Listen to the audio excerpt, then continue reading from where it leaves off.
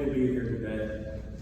My name is Morrison, and I have the honor and the privilege to command the 30th Armored Brigade Combat Team, which is the same unit in legacy and heritage as the unit that Bill Hornsby joined in 1944 and served in World War II, much of which you just heard that he accomplished is so emblematic of his generation.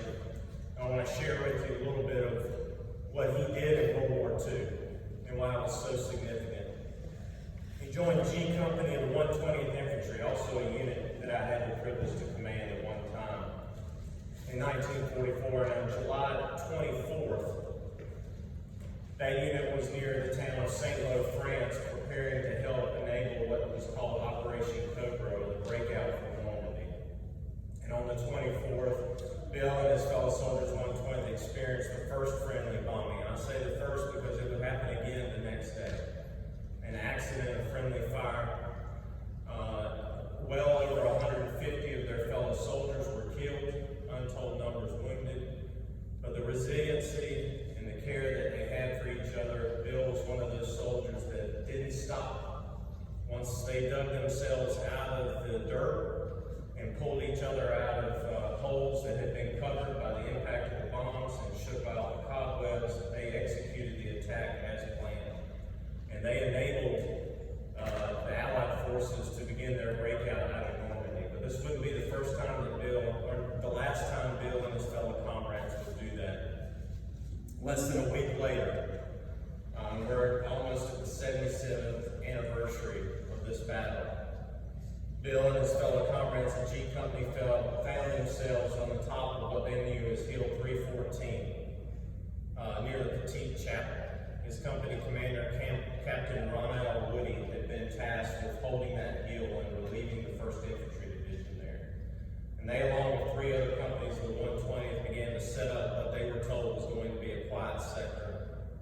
And early on the morning of August 7th, 1944, 4 of Hitler's best divisions in Normandy attacked the 30th Infantry Division. Bill's company and the other companies were surrounded on Hill 314 for the better part of 6 days without food, without relief, without water, without ammunition. And they held on to their position. Out of the 650 that went up on the hill, less than 300 walked off that hill. Bill was one of those soldiers that walked off that hill. That wasn't the end of his tour of duty. The 30th and the 120th were the first units to enter Belgium. They were the first Allied units to enter the Netherlands.